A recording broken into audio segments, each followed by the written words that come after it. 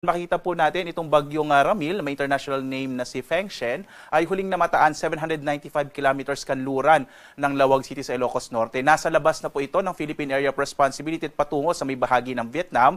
Hindi na ito nakakaapekto sa ating bansa, maging yung trough o maging yung mga kaulapan na dala nito ay hindi na rin nakakaapekto sa ating bansa. Sa ngayon, easterlies o yung hangin nagmumula sa karagatang Pasipiko ang magdadala ng mas malaking posibilidad ng mga pag-ulan dito sa may bahagi ng Batanes, gayon din sa may Eastern Visayas at sa may Caraga at Davao Region. Makikita niyo po na may mga kaulapan dito sa may area ng Caraga, dulot ng easterlies. Ang malaking bahagi naman ng ating bansa, ang nalalabing bahagi ng ating kapuluan, dito sa Metro Manila, sa may area po ng Luzon, Visayas at sa may kanlurang bahagi ng Mindanao, makararanas naman ng mas maliwalas na panahon, mas maliit yung posibilidad ng mga tuloy-tuloy na mga pag-ulan, bagamat posible pa rin yung mga isolated rain showers and thunderstorms.